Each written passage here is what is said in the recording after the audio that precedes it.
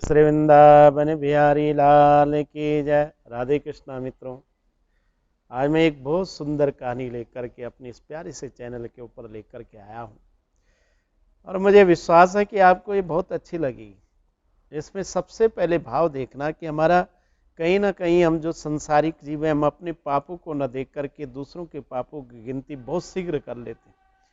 उस पर हम बिना निर्णय लिए, बिना सत्य को जाने हुए उसका दूसरे की ओर पाप थोप देते हैं। उसका क्या नतीजा होता है, इस कहानी से और इस दृष्टांत से आपको पता लगेगा। बड़े ध्यान से सुनना और वीडियो को संपूर्ण देख करके आपको बड़ा आनंद आएगा और शायद आपके जीवन में बहुत शिक्षाप्रद रहेगी। कहते एक राजा था, राजा बड़ा धनवान था और ऐश्वर्यवान था। दूसरी बात, राजा के अंदर धर्म पर आस्था थी, धर्म पर विश्वास थी, सनातन धर्म को पूर्ण रूप से मानने वाला था।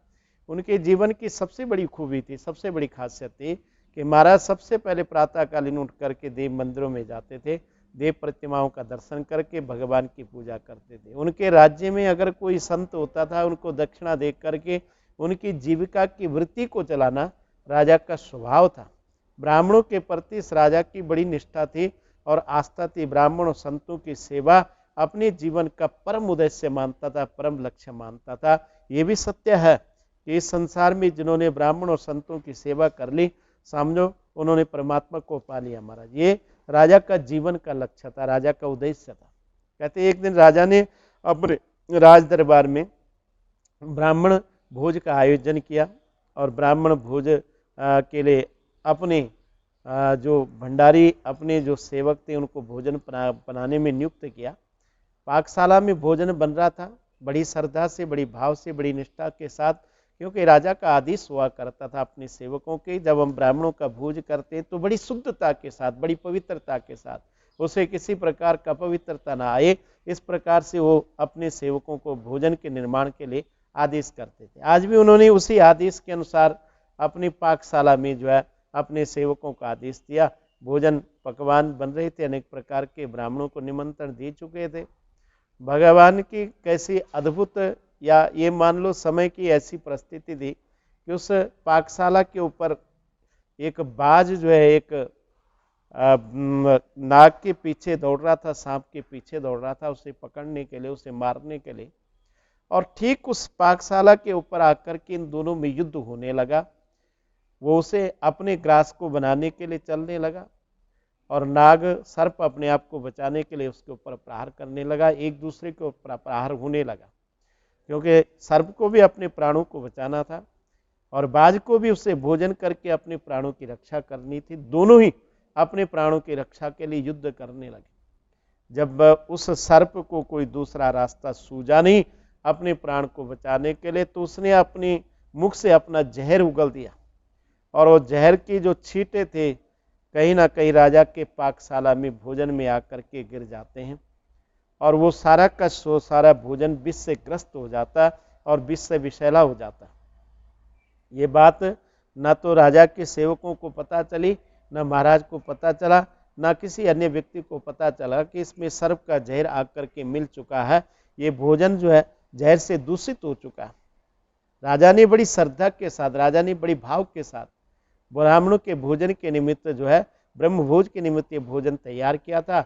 आज भाव से ब्राह्मणों को पंक्ति में बिठा करके भोजन कराया, दक्षिणा इत्यादि दिया, लेकिन जहर भोजन में मिलने के कारण राजा के घर से निकलने से पहले जितने ब्राह्मण थे विष के कारण सब मृत्यु को प्राप्त हो गए और वहीं राजा के महल में समाप्त हो गए। इस बात को देख करके राजा को बड़ा दुख हुआ और राजा के महल से उनकी मृत्यु होने के बाद महाराज यमराज जब उनके प्राणों का हरण करके ले जा रहे थे यमलोक में, तो यमलोक में ले जाने के बाद उन लोगों ने, राजा ने, महाराज यमराज जी ने चित्रगुप्त के साथ मिलकर के निर्णय करने लगे ये पाप किसके खाते में डालें, किसने ये ब्राह्मणों का जो वध किया किसके खाते में डालें। निर्णय में विचार होने लगा कि राजा के खाते में डालें, लेकिन यमराज जी कहते हैं चित्रगुप्त राजा के खाते में डाले कैसे, क्योंकि राजा को तो इस बात का पता ही नहीं था कि उनके पाकशाला में भोजन जहर में मिल चुका है, इसलिए राजन इस पाप से बिल्कुल अनभिज्ञ, उन्हें इस बात की कोई पता नहीं।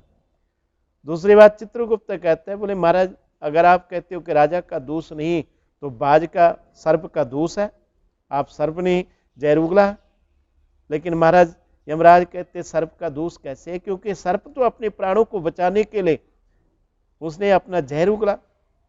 बोले फिर तीसरा बाज था जो उसे मारने के लिए जा रहा था, उसके खाते में जाकर के ब्रह्महत्या का पाप जाना चाहिए। लेकिन महाराज यमराज कहते हैं उसके खाते में भी कैसे जाएगा, क्योंकि वो भी अपने क्षुधा को शांत, भूख को शांत करने के लिए उस सर्प को पकड़ रहा था, इसलिए उसका भी कोई दोष नहीं। और उसको भी इस बात का पता नहीं कि इसने जहर उगल करके उस पाकशाला में भोजन में जाकर इसका जहर मिल गया। महाराज चित्रगुप्त और यमराज जी इस बात का निर्णय नहीं कर पाए और उन्होंने सोचा चलो थोड़ी देर के लिए, कुछ दिन के लिए इस निर्णय को ऐसे ही रख देते, उसके बाद निर्णय करेंगे कि ये ब्रह्महत्या का पाप किसके खाते में जाएगा। कुछ दिनों के बाद, समय व्यतीत होने के बाद, महाराज के उस गांव में कुछ संतों की टोली आती है महाराज भ्रमण करने के लिए। और उस संतों ने किसी स्त्री से राजमहल का परिचय पूछा, महाराज को मिलने के लिए जाना। उस स्त्री ने तुरंत कह दिया, बोले महाराज पापी राजा के यहाँ जाना चाहते हो जिसने भोजन में जहर मिला करके ब्राह्मणों को समाप्त कर दिया। इस बात का संतों को तो नहीं पता था, लेकिन ये शब्द कहीं ना कहीं यमराज के कानों में पहुंच गया और चित्रगुप्त से तुरंत यमराज जी ने कह दिया, बोले हे चित्रगुप्त, तुम पूछते तो ये पाप किसके खाते में डाल गया, किसके खाते में डाले। बोले आज हमें वो व्यक्ति मिल चुका है जिसके खाते में पाप डालना। चित्रगुप्त तो इस बात का बड़ा आश्चर्य हुआ कि इतनी दिनों तक हम इस बात पर चर्चा कर रहे थे, हम किसी निर्णय पर नहीं पहुंच पाए कि इस पाप को किसके खाते में डाल दें, लेकिन आज आपने निर्णय तुरंत ही ले लिया। बोले आप बताओ किसके खाते में डालें।